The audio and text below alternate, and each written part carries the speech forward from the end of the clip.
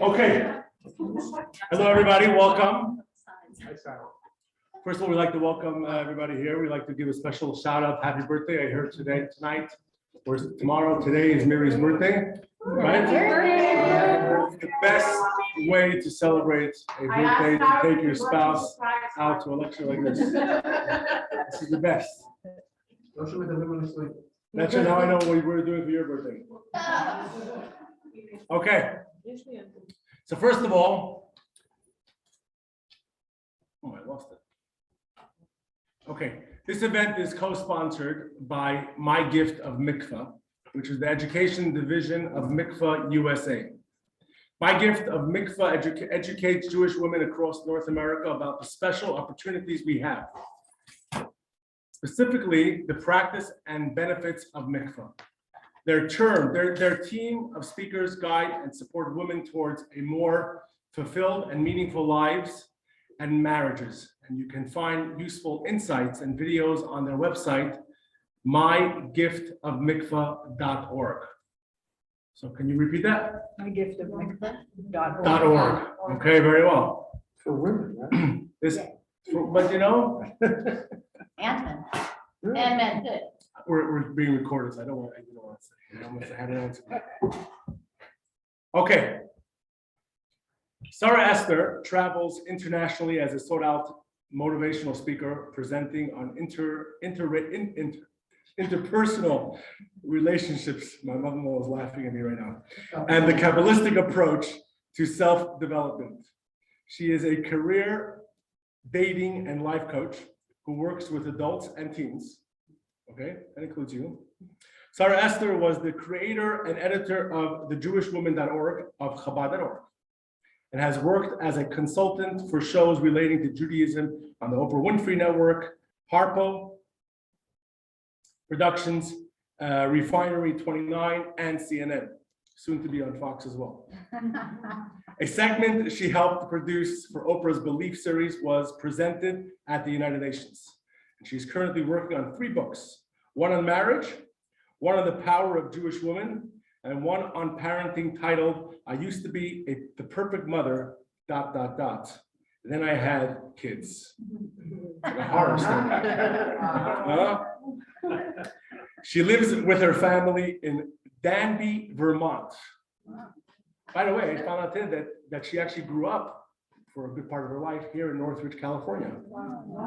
So she went to Granada High. She went, see that? So a local landsman. Who would never know, right? Where they run a Jewish education retreat and programming. So without further ado, for everybody who's on Zoom and for all those in the room, I'd like to give a warm welcome to Sara Esther.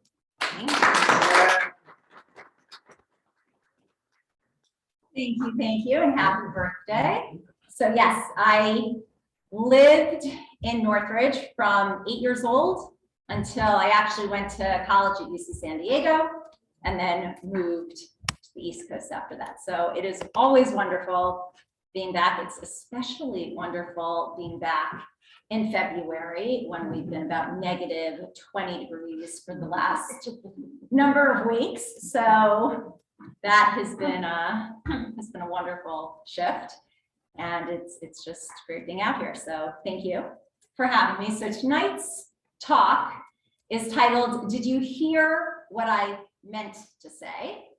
And is the Kabbalistic approach to healthy communication.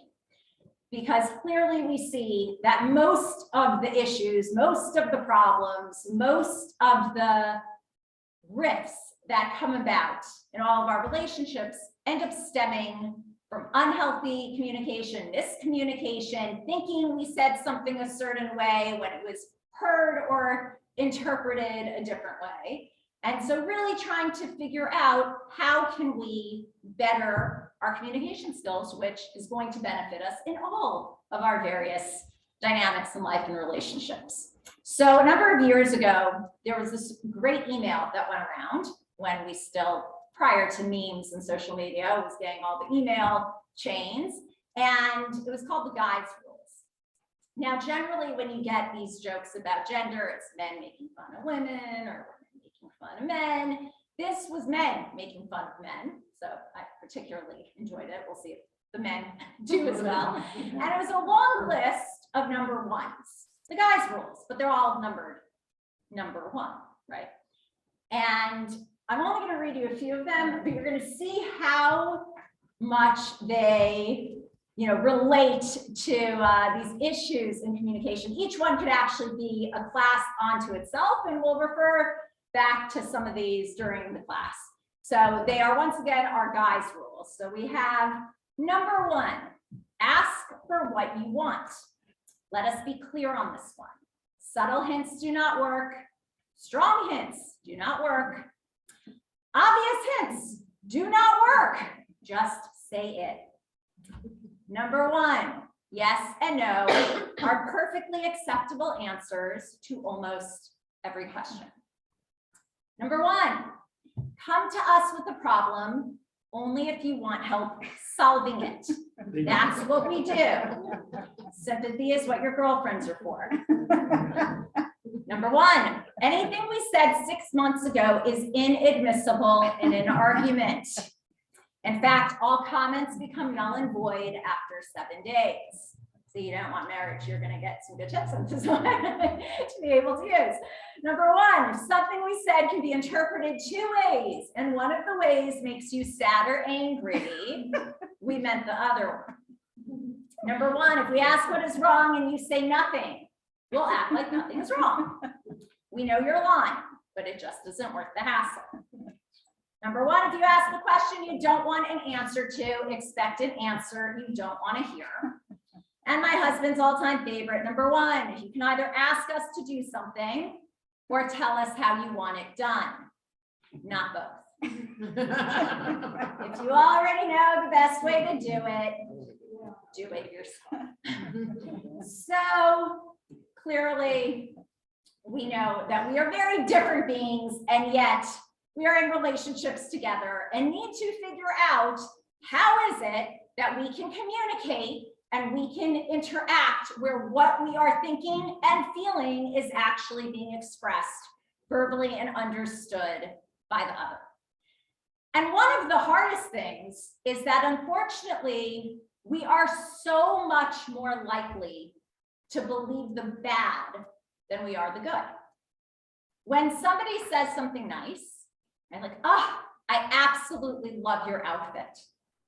Oh, thank you so much. I really appreciate that. And you hope that the person's being sincere, right? That they're not going to turn around and be like to their friends or something, and be making fun of you. But when somebody says something not so nice, like you are one of the most obnoxious people I've ever met. You don't sit there and go, I think she really likes me and just didn't say it. That becomes truth. Nice, maybe it's true, maybe it's not true. Not so nice, absolute truth. Right? So we have to be so careful with our speech because our speech creates a reality, and it's a reality we're going to believe.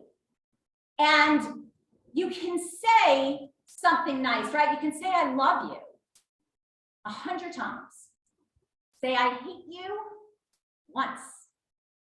1,000 love yous will not make that one go away. That's going to stick. That's going to be reality. That's what we're going to hold on to. And we see this from the beginning of creation. Right in the beginning of the Torah, we have a statement that refers to speech, and it's V'yitzar Shem Elokim es ha'adam akar min ha'adama v'yipach ba'apav nishmas chayim v'yehi ha'adam lenefesh chayim. That when God created the human being, he blew into his nostrils the soul of life. And then it says, and man became a living soul. So the commentators ask, it seems a little redundant. If he blew into the nostrils the soul of life, the breath of life, obviously he became a living soul. Why the redundancy? And so the commentator Onkelos explains that the words used for a living soul in nefesh chaya are equated with what's called a ruach mamale, a speaking spirit. That what defines a human being as a human being is not our ability to think, but our ability to speak. That what makes us human is our ability to take our knowledge, to take our innermost thoughts and feelings and relay them to another, to share them, to speak about them, to put them into words. That defines our humanity. So if the fact that we speak makes us human, how we speak is going to define the kind of human being that we are. Now, when we say a nefesh chaya, it's a very interesting term. Nefesh refers to the soul. Chaya also happens to be a level of the soul, and it means living. But a chaya means something else in Hebrew. What's a chaya? An animal, a beast. So we're kind of taught from the get-go here something pretty phenomenal. Every single time you open your mouth, you have a choice. Are you going to be a human, holy, godly, or are you going to be an animal? Are you going to be a beast? How are you using your speech? What reality are you creating? What is it going to lead to when the other person hears it? With every single word we choose how that's going to be received by the other. And the question's asked, we have two eyes, we have two ears, we have two nostrils, why one mouth? And there's the classic thing that you'll see that makes it to a lot of the memes that we should listen twice as much as we speak. True, one mouth is clearly enough. But the numerical equivalent for the word peh, mouth in Hebrew is 85, which equals the words ahavad chesed, love and kindness. Every time we open our mouth, that's the question. Is it loving and kind? If not, the mouth has this amazing ability to close. Right? Don't say it. Close your mouth. Nobody's ever regretted really what they haven't said. We always have another opportunity to say it. We don't always have another opportunity to unsay it. Right? So, and we see that when arguments happen, fights happen, there's always a point where it reaches that silent treatment, right? Like nothing's worse than reaching a point where you're saying, I have absolutely nothing left to say to you, right? I will not speak to you anymore. So there's this couple and they're having a huge fight and they have reached the pinnacle of that fight, which is the silent treatment. And there's a rule, however, with the silent treatment. And the rule is that whoever speaks first loses the fight. So if you're going to enter silent treatment, you better be really, willing and ready to hold out, because whoever talks first, you have lost this argument. So they are having their fight. They are not speaking to each other. He is ready to go to sleep. He has an early morning flight, and he realizes he's not going to go ahead and ask his wife to wake him up, because he would therefore be speaking to her, thus losing said fight. So he very smartly leaves a little note next to the bed that says, can you please wake me up at 5 a.m.? He goes to sleep, he wakes up, it's 9 a.m., he's missed his flight, he can't understand what happened. He's about to ask her, why didn't you wake me up? He sees a note. It says it's 5 a.m. Wake up. So clearly silence, when we haven't said the words that need to be said, is a very uncomfortable situation, right? That uncomfortable silence, as we refer to it. And you can feel it, you know it in a heartbeat. Because when is communication really most vital? When there is an issue. Right? When everything's amazing, when everything's in a good place, when everything's stable, and you're with somebody that you have a really close relationship with, you can totally be above words, right? You don't need to say anything. You can look at each other, raise your eyebrows, smile. It's like, I know what you're thinking. You know what I'm thinking. We're on the same page. We're communicating telepathically. We're good, right? We get it. We're in the right space. But when there's something uncomfortable, when there's a problem, when there's an issue, that's when our speech is absolutely essential. That's when you walk into a room and you can feel it, right? We have all walked into rooms where we're like, okay, just gonna tiptoe past here, like, don't know what's going on, but something's happening, right? It's that thick, loud silence. That means that something needs to be discussed and it hasn't been. So we have some brilliant advice in Kabbalah for how we approach issues. How do we approach problems when they need to be worked through and spoken through? And so I'm going to give you the levels out of order, and you're going to choose how you think we begin this process. And we're going to work off of the example, for the most part, of a husband and wife. Clearly, this can be applied with some tweaking to all of the different relationships we have in our lives. But we're going to use that as our kind of foundational example through. So to begin with, is a speaker active or passive? Active. Is a listener active or passive? I think I heard that. You said active? Absolutely. Yep, absolutely. So very often, everybody gets that the speaker is active, and very often, the go-to response for the listener is passive. The problem with speaking clearly to a passive speaker is you might as well find the nearest wall and just keep going, because listening is a very active role. The speaker needs to be ready to speak.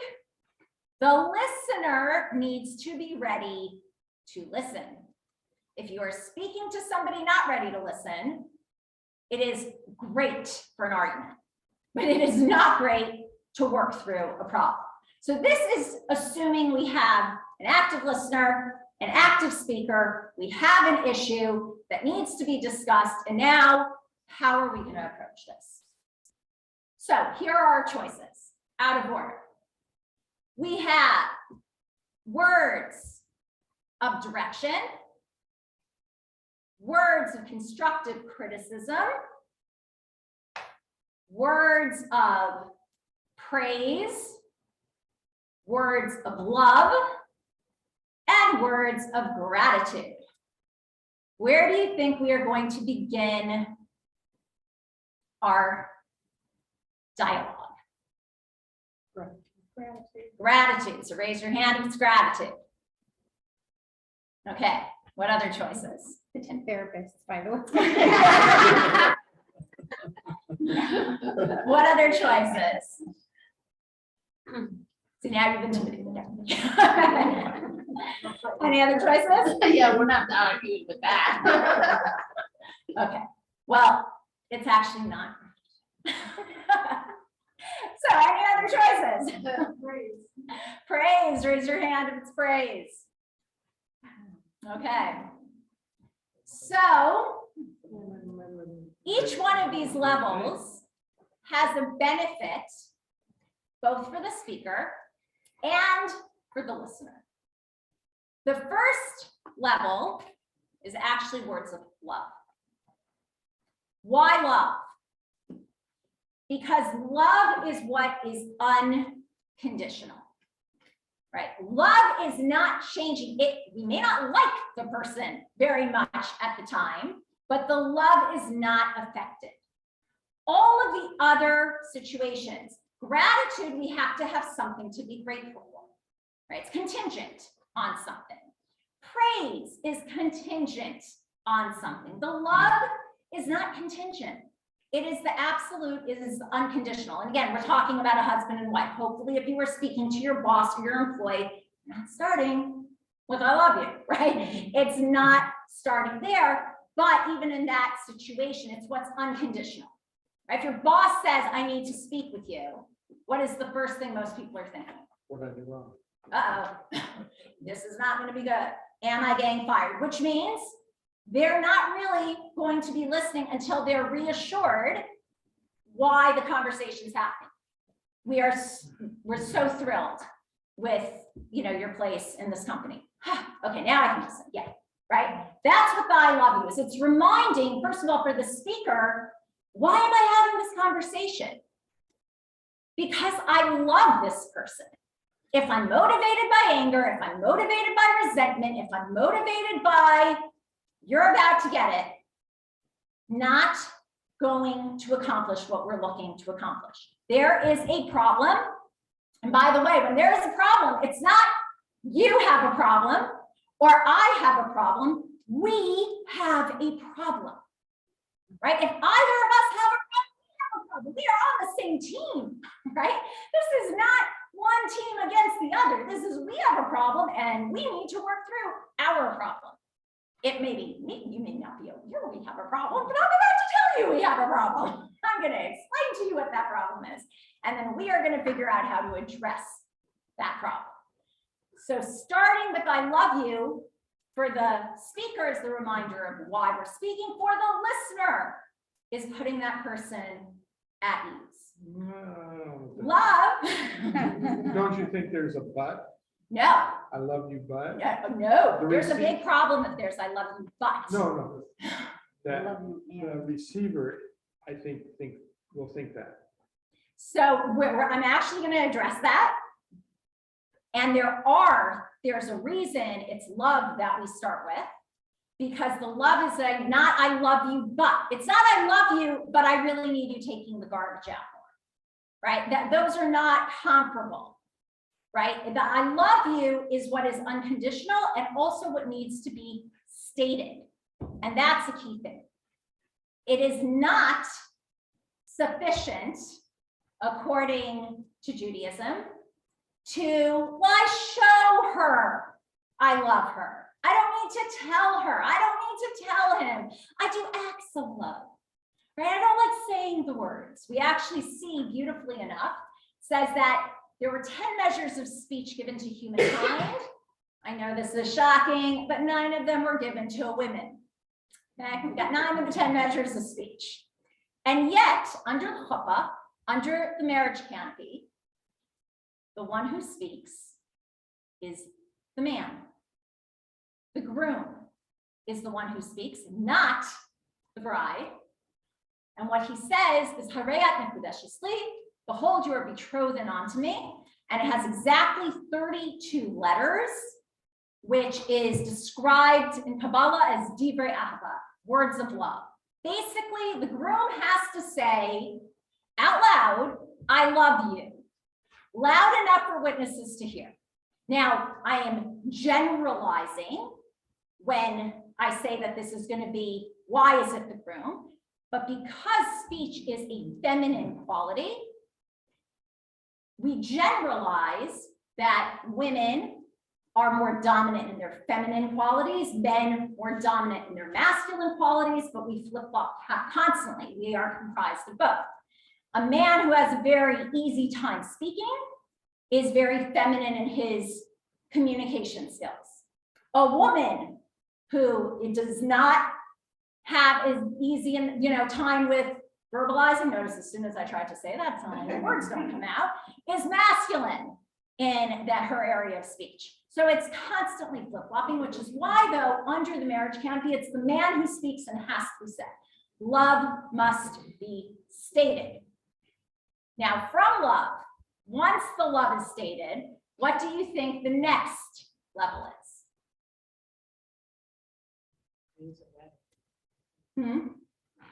Praise.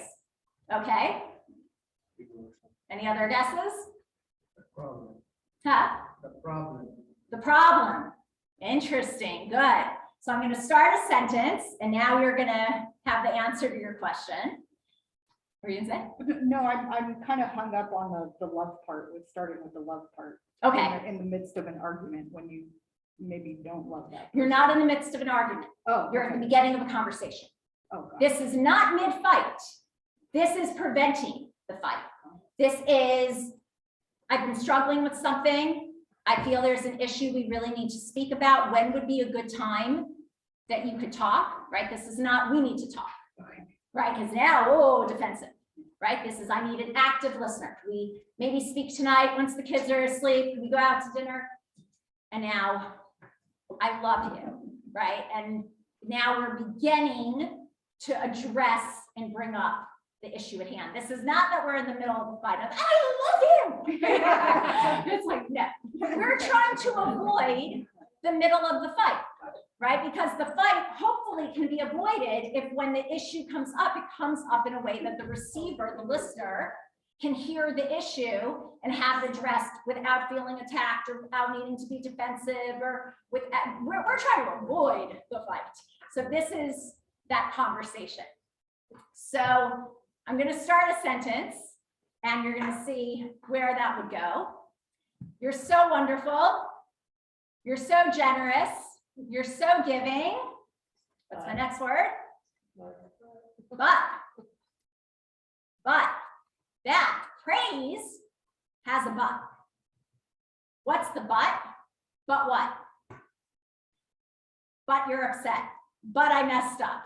But something, we're having this conversation because you're upset. There's clearly a but, which means that the praise is meaningless. I'm not listening to the praise. I'm certainly not believing the praise. Not only that, praise has turned into a trigger.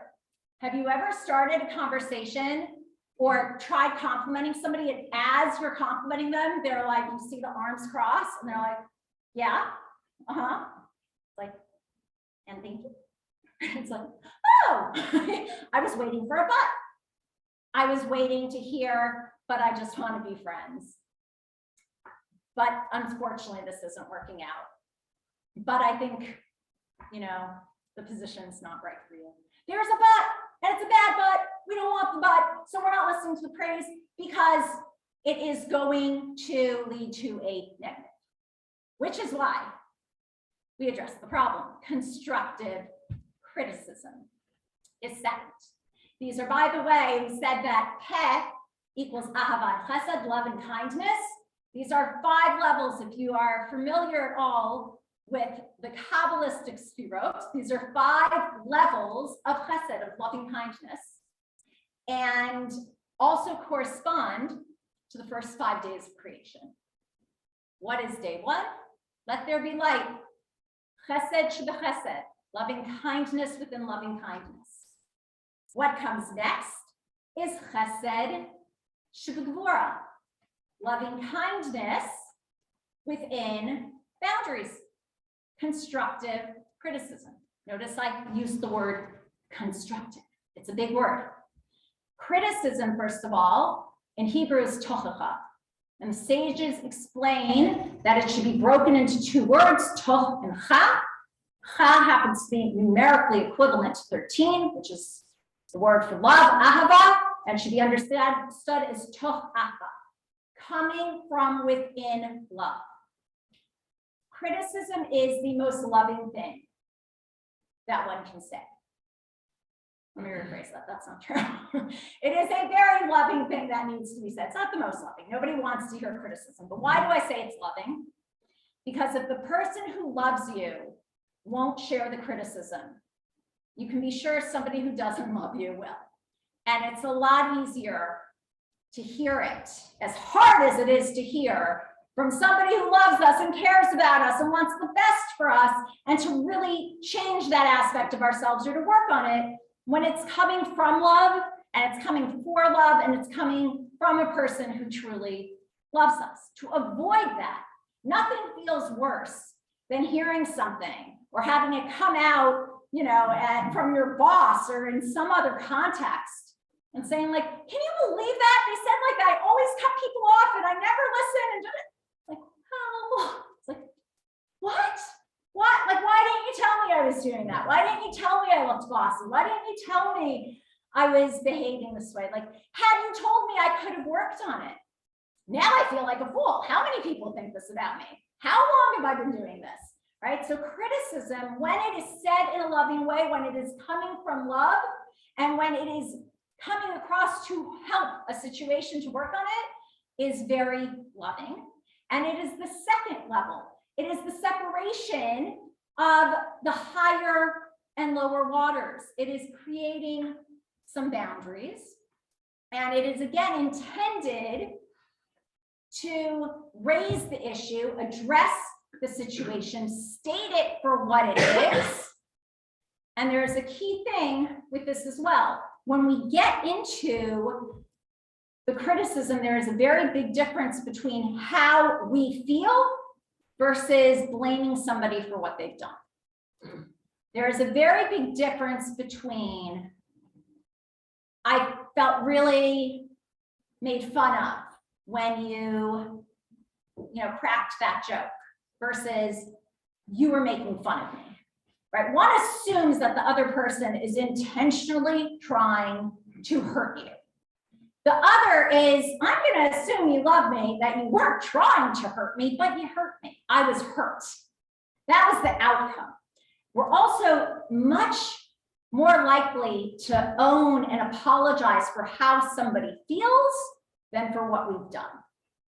If you tell me I hurt you, I will fight you on that. I did not hurt you. You're overly sensitive. You're being ridiculous. You blow everything out of proportion.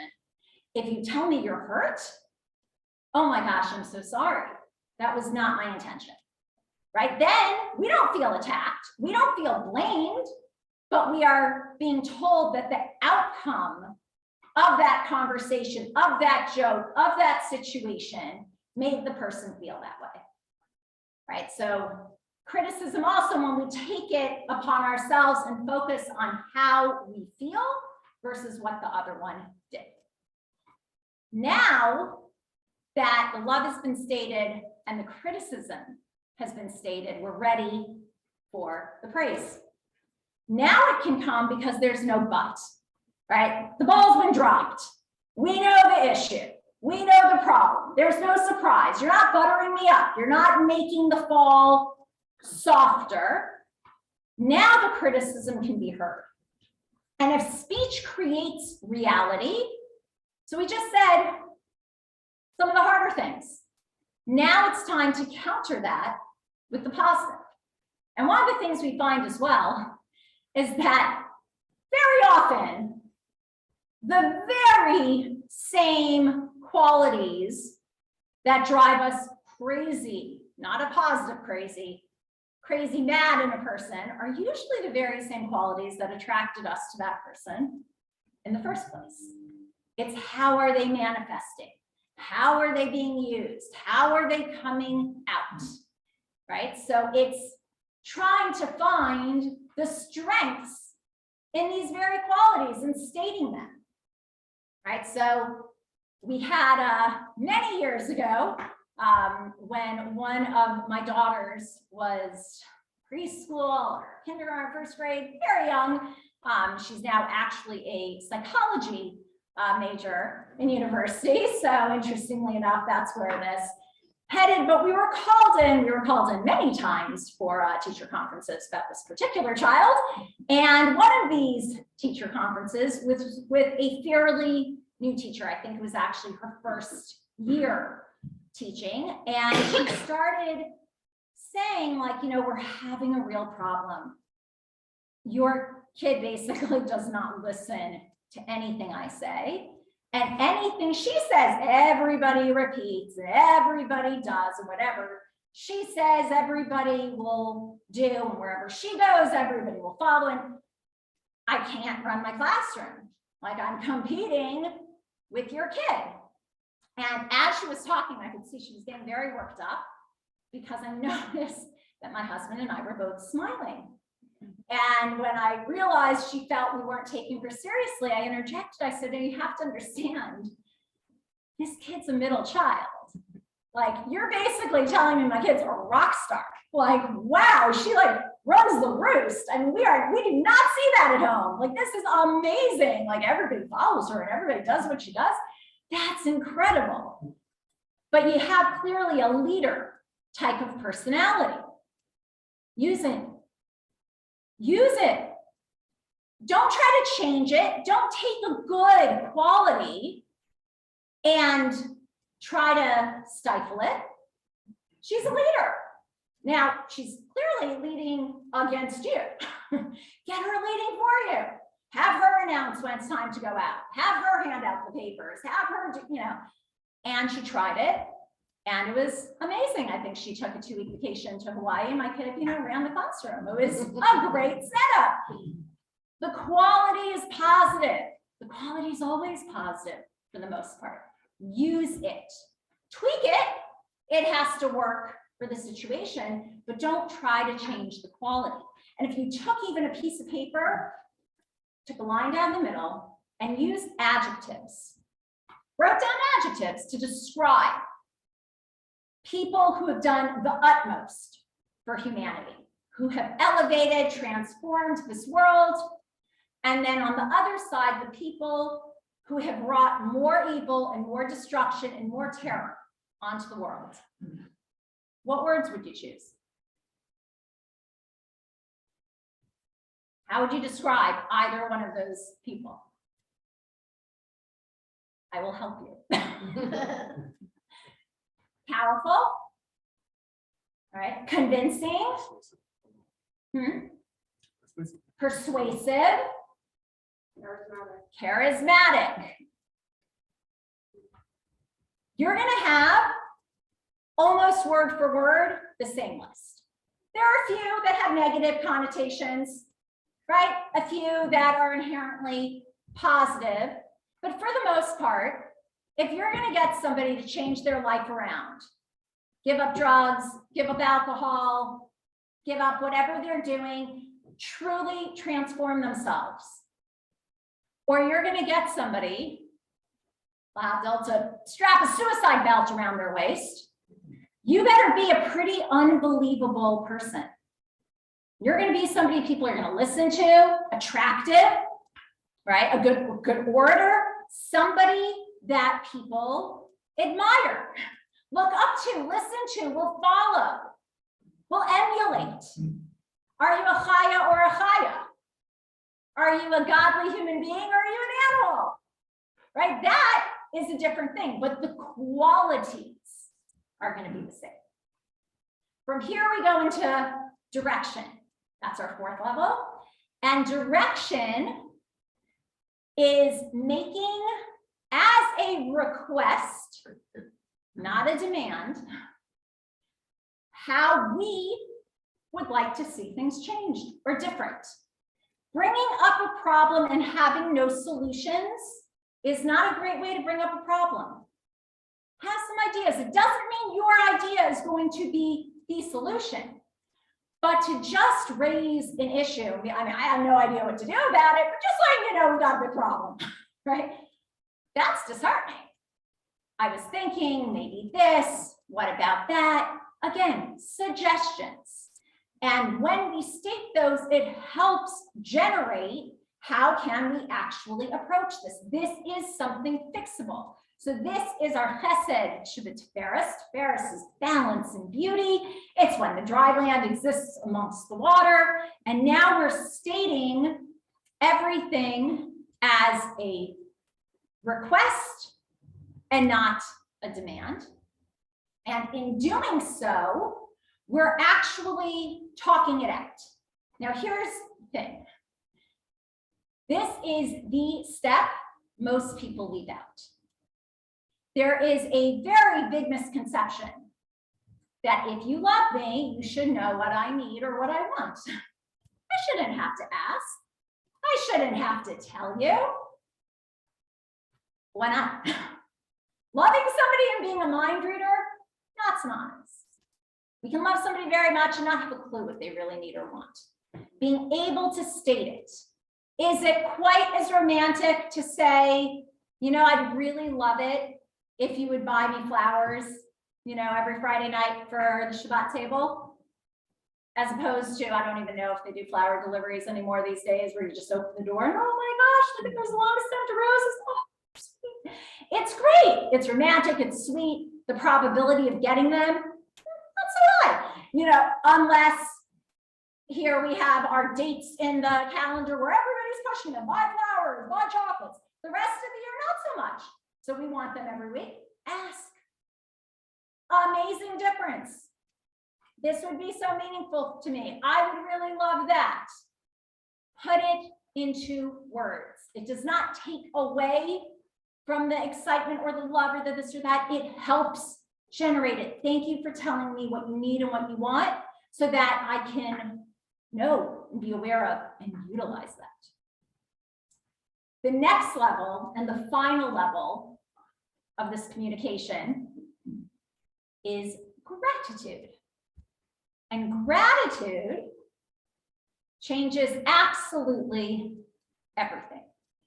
Gratitude, 5th day of creation. It is chesed shebenetzach. Netzach is from nitzachon. It's this idea of being victorious. And now this is when the sun, the moon, the stars, everybody has its place. Everything can do what it's intended to do when we're in our zone, right?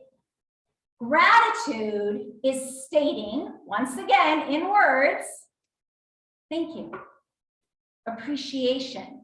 Not because you're doing what I want, but because you listened, because you made me feel safe to speak, you were truly present, you heard me. You may not do what I asked, you might have a different solution, you might even have a better solution, but I stated how I was feeling, I stated the problem, I stated some ideas that I thought might help and resolve it, and the conversation got going, right? So now you can share your thoughts and your opinions and your ideas for this, but this is where it opens up to that. And it's amazing how those 2 little words can absolutely shift an entire dynamic. Years ago, we had, when we were not living in rural Vermont, a kid get off the school bus with my children. I had never seen him before. He came in and they said, oh, David missed his stop or whatever the situation was, can he come over? Of course, so David's over. And, they got dropped off, whatever it was, 3 o'clock, 4 o'clock, David has snack. 5 o'clock, David has dinner with us. No idea who David is. No idea where David's mom is or dad, and I'm not hearing from anybody. 6 o'clock, 7, I'm wondering if David's gonna have a bath with my kid. Like, I don't know what's going on. And at a certain point, I walk out into the living room and David is gone. Here's David. Oh, his mom just came and picked him up. I'm sorry, she came to the door and picked him up. Uh-huh. Did she ask for me? No. Really? I open the door like the car's going away. It's like, you're welcome. He had chicken, hope no allergies. Like, what is this? And I'm livid. Right, so I go storming into my husband's office. And the chutzpah, who does this, and he's here for 4 hours, and I feed him dinner, and I'm in the middle of my rant, and of course, we all have that unbelievable ability to be mid-rant, and the phone rings, and it's like, hello, calm and peaceful and Dave, and it's David's mother, and she says, I don't even know how to thank you. I have a newborn baby. I ran out to grab diapers, like a tractor trailer, had an accident and they closed off the roads. I didn't bring my phone. The kids were all gonna miss their stops because I wasn't there to get them. I didn't know how to contact anyone. They just opened the road. My baby's been starving and I had to get home. And somebody told me that David got off at your house. You were on the way back home. So I just grabbed him. I cannot thank you enough. It was my absolute pleasure. Anytime. He can move in for 6 months. That would help my baby. 2 words, thank you. Oh my gosh. Had she not made that phone call? Oh, David would never have been back to our house, right? 2 words changes absolutely everything. Now, the 5th day of creation is the day that the commandment, Pru is given. And it's a very interesting thing because when we're talking about issues, when we talk about disagreements, problems in a relationship, we have some great advice that the world gives us. What do? You kiss and make up. So Torah has a very different approach. What we're taught in Kabbalah is that the highest level of communication is the kiss. Why? Because it says it's when we are speaking and listening, giving and receiving simultaneously. However, we don't kiss and make up. We make up. Then the kiss is the highest level, but it can only come when everything that needed to be worked out verbally was worked out. It says the kiss is the bridge between verbal communication and physical communication. But it has to go in that order. We can never replace what needs to be spoken about with something physical, right? It's a lot easier to give a hug than to say, I'm sorry. But once something goes into the physical, it becomes very hard to retroactively go back and speak about it. And the kiss, by the way, just like communication should be, has to be face to face, acknowledging the person, hearing the person, seeing the person, understanding the person before you're too close to see them or hear them or talking. The verbal has to take place. So the fact that this is our bridge and we have this commandment given to be fruitful and multiply is that same idea that when we started with, the chaya is the animal or the human. All of the commandments in Judaism are intended to elevate from the natural into the supernatural, right? To make everything holier. Because as human beings, we have an animal part of us and we have a divine part of us. We all have a need, just like the animals, to eat, to sleep, to survive, to procreate. But how do we shift all of these ideas? Animals do all those same things as well. So with eating, we choose kosher food or not kosher food. We can elevate our food. We can say a blessing before we eat it and acknowledge that's a gift. We can say a blessing after we eat it and be grateful for that gift. We work a whole week. Shabbat is our opportunity to stop, to acknowledge there's something bigger than us. There's a creator in this world, right? That is how we shift our reality. And procreation and intimacy in our marriages is this opportunity of mikvah. As it was said in the beginning, this talk is being co-sponsored by My Gift of Mikvah, which is a beautiful, beautiful name for the organization because it is a gift.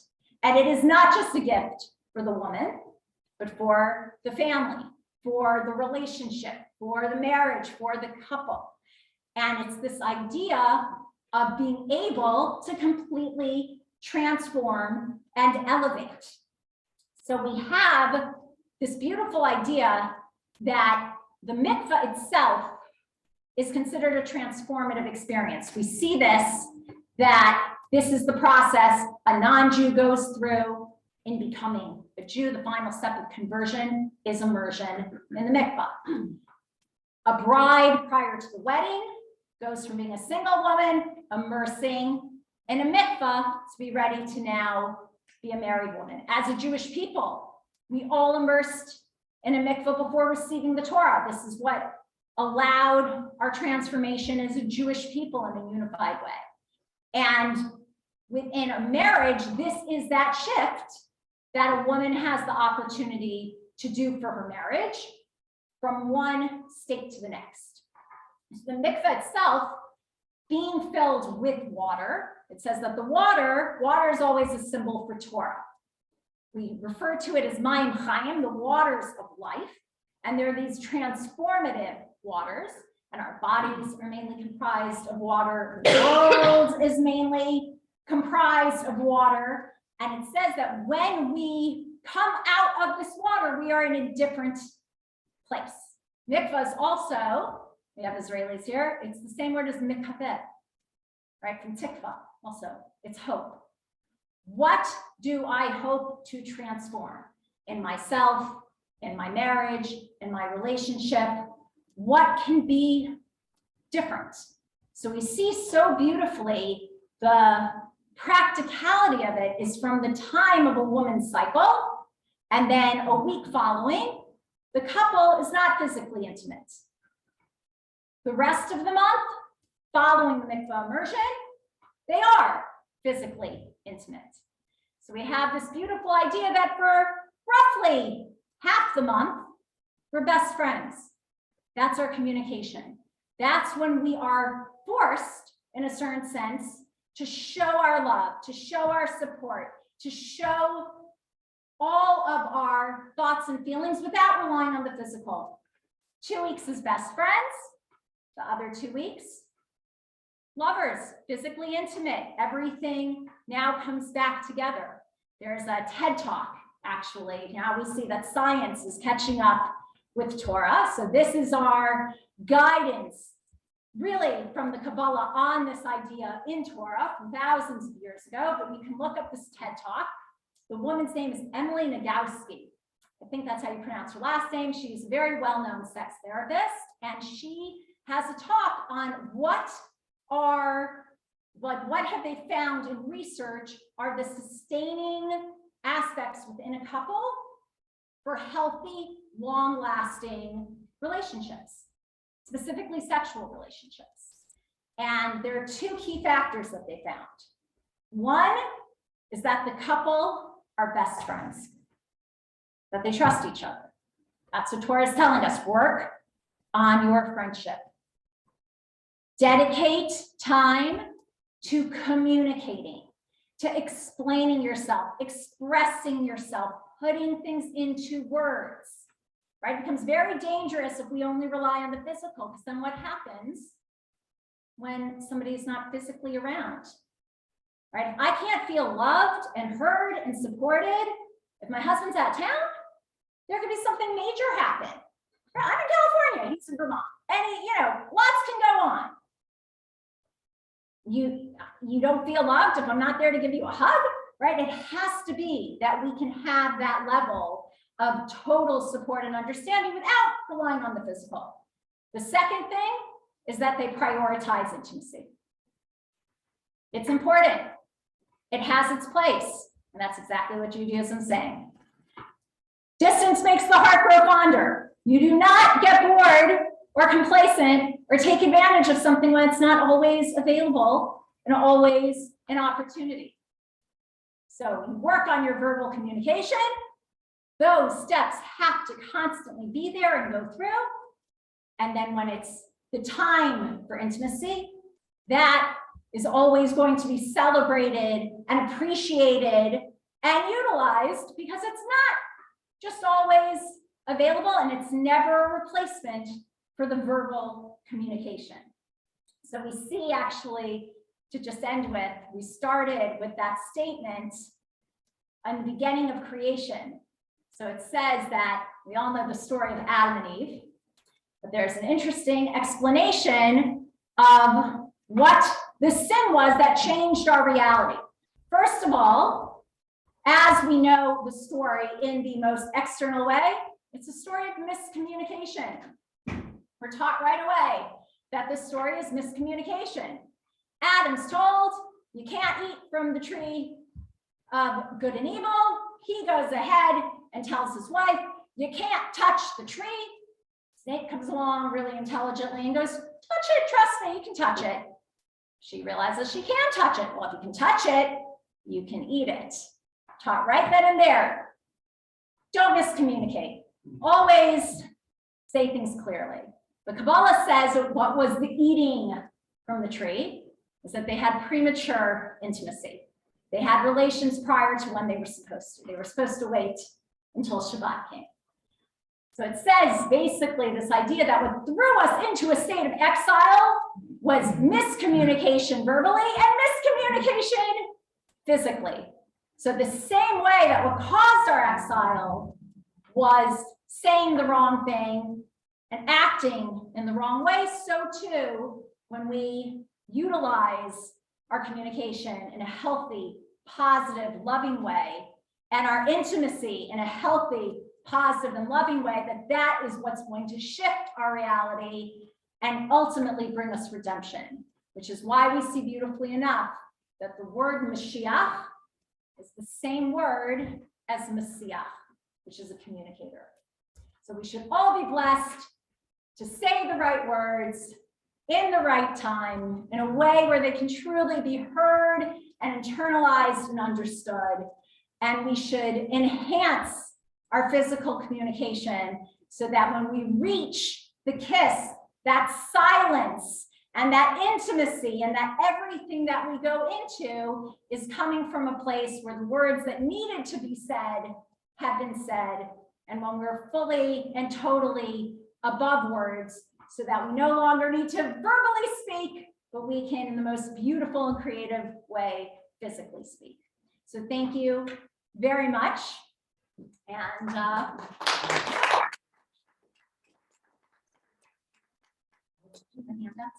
Oh, I do. I have actually a handout from the talk. If that's kind of go through some of your little summary on all of this. But if there are any questions, those now. If anybody on Zoom has any questions, you can email me or you can text me. Not on Zoom, but through the email or through the text. The concept of starting a conversation with "I love you," I have no problem with that. Okay, Okay, but so I didn't solve that. but Okay. in our household, you say "I love you" every time you leave, every time you hang up the phone. Yeah, every time, Maybe you do. yeah. You gonna be on Melissa? I'm saying, but okay. So it's sort of maybe is watered down and loses meaning because it's said so often in our household, with our kids too. Right, okay. So that's a very, the question, just in case you couldn't hear it through Zoom, is if "I love you" is something, now I can look straight at the computer, that is said often, right? As a goodbye. I love you, love you, love you. It can lose its meaning. So how does this then become a powerful beginning? And by the way, that's also why the same way you see very beautifully, like where, let's say, intimacy isn't there, right? Somebody can say that it's actually, in America, we, okay, pre-COVID, right? The shaking everybody's hand or giving a hug, very common, right? You go to South American cultures Oh, and they kiss you on the lips, right? It can be like, wow, okay, that was hello, like, how do I know if you like me, right? Like, that was a little forward, right? Suddenly, that's complete, like that carries no meaning. And you can keep that going, right? Which is why, by the way, the idea here is don't minimize the importance of certain things. It doesn't mean, obviously, saying "I love you" as a greeting, as a goodbye, and it's somebody you love, which is very different, of course, than when, a total stranger, you hear this all the time, "Oh, I love you," right? It kind of takes away that power of it.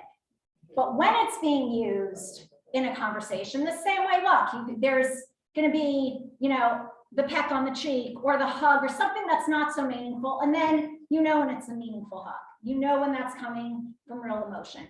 So starting a conversation, not like, "Love ya," really like, I love you. This is a real issue. Like, this is coming from a place of love. Again, we're not talking about just one flippant line, but it's starting with love. However, that's going to be fully felt and understood in that context and in that seriousness is going to carry a different level of so meaning. you have to be very careful about the delivery of the content.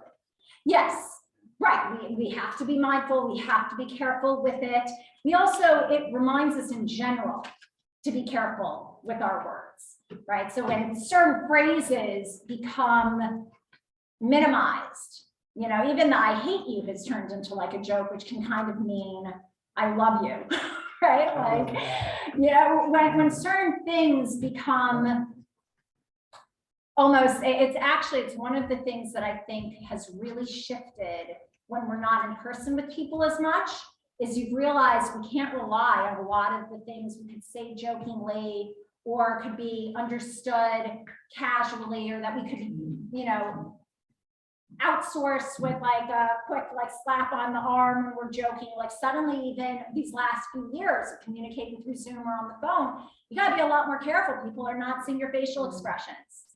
right? I don't know if you guys do this very often. I'll write an email, show it to my husband, you know, because you're not there, like the warmth might not come across, or the joke may not come across, you know, and we have to really write it out.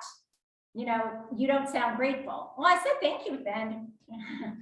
It doesn't sound grateful. Like, oh, let me start with a thank you. Let me, you know, and we realize how to do that. So you're right. It seems to, it requires that much more effort to ensure that this is a different I love you than the casual ones, you know? So any other, does that help? Yeah, no, Okay. I understand that very well. Any other questions? Charlie, any questions? Kathy? Are we in Full a of good, questions. comfortable silence? Or are we in an awkward, uncomfortable? Awkward silence. A metabolizing silence, right? They're processing the information.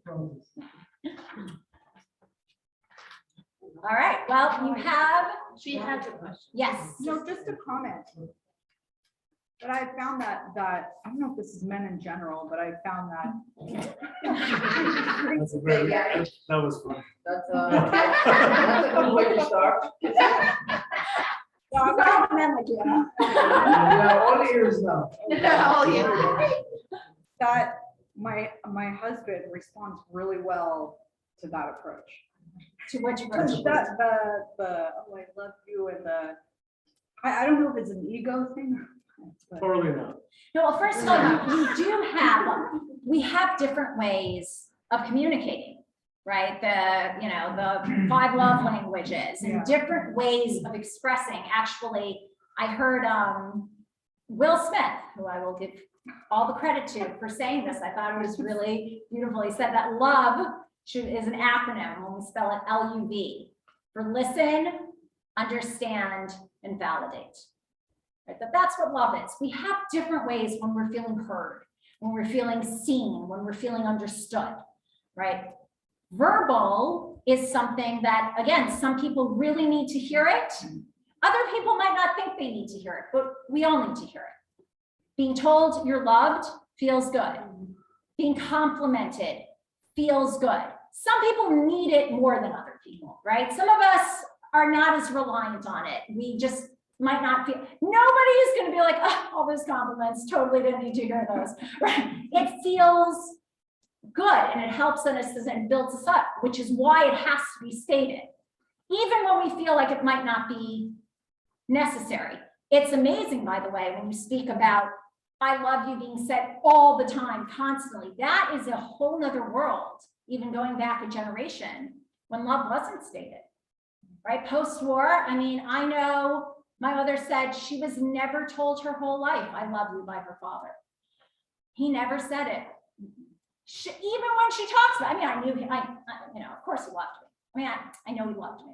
I mean, for sure he loved me. I'm his daughter. I mean, we need to hear it. And we need to say it specifically when we don't want to. It's easy when it's easy. When it's necessary, it's not always easy. Right? So a good rule is whoever you're struggling the hardest to say I love you to is the one who needs to hear it the most. That's the one, right? And think about that. Say that one more time. Look, you know, you can even see this with children. You're like, Repeat that one. I'm telling you, people on Zoom didn't hear. I'll say that one more time. Whoever you're struggling the hardest to say I love you to is the one who needs to hear it the most. Right? So Not the children, one you need to say it, but the one who needs to hear it the most. right, which means you need to say it. But so, you know, with the baby, you couldn't even count with the baby how many times a day you said I love you, right? Oh, I love you, blah, blah, blah. When your kid's eyes are rolling that much, you know, really hard to, like, you know, speak to somebody, especially if they're, you know, bigger than you at a certain point and not so loving, right? Because again, we don't always like the people we love. That is a real truth, but we love them. And if we don't say it, they might not always know. Because if we really don't like them at certain points, or we don't like their behavior, is a better way of putting it, the love can be questioned. I'll tell you, I work with teens and also adults, and lots of different people, but I was working with a teen, I'll never forget this one situation. And she was telling me that her mother hates her. As a mother of teen, my kids are actually now all young adults, but I was like, your mother doesn't hate you. Your mother loves you. She's like, no, my mother hates me. And I'm gonna validate her truth. It's her truth. I'm speaking to her, this is her reality. So when I spoke to her mother, I asked, so do you hate your daughter? She was horrified. What do you mean, do I hate my daughter? Well, do you hate your daughter? No, I don't hate my daughter. I love my daughter. When's the last time you told her you love her? Don't remember. She needs a reminder. If you don't say it and the person doesn't hear it, they don't always feel it. Right? So it needs to be stated. That's why, by the way, it needs to be stated and not acted on. A kiss does not replace an I love you. Intimacy does not replace I love you. It needs to be stated. As actually we see beautifully enough, again, the verbal that has to precede the physical, says there are only two creatures that merited to procreate face to face. Right? It's human to be able to be intimate face to face. Animals are not. Why these two? It says because Hashem spoke to them, God spoke to them. So it's the whale, Book of Jonah, and the snake. Those are two creatures that can be face to face. Face to face is the ability to kiss. Animals don't kiss. That's not an intimate part of communication, right? It's not, but again, when we speak, there has to be a distance. I have to be able to see you. I have to be able to hear you. The kiss is only when we've said, so now we can move closer into that, you know? So there has to be that time and that place for everything, but the verbal has to be stated. And then the physical. As soon as it's reversed, you lose the ability to talk about it. Nobody, you know, goes from one extreme and like, by the way, that was still really bothering me if we just, it's gone.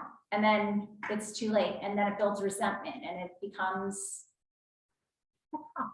so the goal is that we work in that order and that we don't have to have the fight altogether, right? If it works through, then ideally we discuss it and we never go into the fight. Any other questions? Oh, one thing I wanted to say, when it came up at the very beginning, it was interesting about if mikvahs for men or women. So My Gift of Mikvah is a brand new website coming out. And one of the very innovative things that we have on that is content specifically from men to men. Because the entire area in Jewish law that discusses intimacy and mikvah is called Taharas HaMishpacha. HaMishpacha, the family. It is a family thing. The woman does the mitzvah. It's her commandment with the immersion in the mitzvah. But just to put into perspective, the commandment to be fruitful and multiply is a commandment of the man, not the woman. So you see, we clearly have to work together here and everything's intertwined. But that's why we have content for men, from men, to men, because it's a big misnomer that like, it's a woman's thing. It doesn't involve me. Oh, it definitely involves the man, the husband, as much as. Okay, so I've been to the men's mikvah with Yosef. Different experience, yes. I mean, it's much better. Bunch of guys taking showers. This is not like it's funny enough, by the way, I think it's almost much more like the girls and like, oh, we're all gonna hang out in the pools or whatever. No, it's definitely a very private, it's a different experience, but men do go. There is the idea of going before prayer. It's a purification like process because it's this transformative situation. I'm going in one way, I want to come out a different way with a renewed sense of understanding, with more tikva, mikvah, mikaveh, hope. How do I want to be different? It's a different process, but it's also the beautiful reminder, you know, especially, you know, when our speech was maybe not what we wanted it to be, right? Maybe we were more the chaya, the animal, than the chaya, the holy soul we want to be, that it's the cycle. right? And even though practically, by the way, beautifully enough, practically, this is what a woman does while she is still getting her cycle, but it says the mikvah is retroactive. So for a woman postmenopausal who immerses only once, it says it retroactively shifts and changes everything that was until then. It's this completely positive, transformative experience that even after the fact can be. It's actually a very interesting thing that in a community, shul can even sell a Sefer Torah in order to build a mikvah. Sorry, we don't want to, we're not selling any Sefer Torahs. Yes. Okay, but we don't want to sell the Sefer Torahs to do that.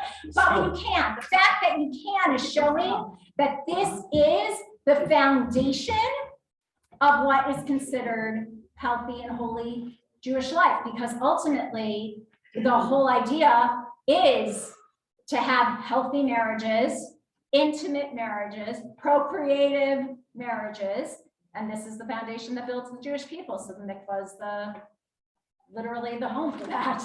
So that's where it starts. So if you're going to be building a mikvah, God willing, in this community. It's my dream. Okay, so let's get a mikvah in the Chatsworth community. So it's absolutely a game changer, as they'd say. Okay. So did we have any questions from Zoom or online? No. You want to address? Okay. I told you, email. All right.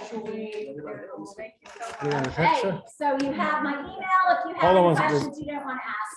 Wait 1 second. Publicly, Let me you've see got here. the My Gift of Mikvah Oh. website, which is about to be completely relaunched by the end of the month, and the Instagram. And thank you so much to Chabad of Chatsworth for making tonight happen. And I'm excited to come back for the dedication of your mikvah. Oh. And we can all be there again. We were there when we had this discussion. So, Thank you. you're All right, welcome. thank you.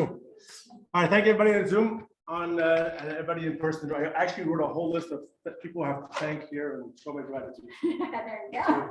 There's only And one. verbalize it. I'm gonna verbalize. There's only one. What? Just say thank you to your wife. Are you kidding? There's a whole list over here. Only one.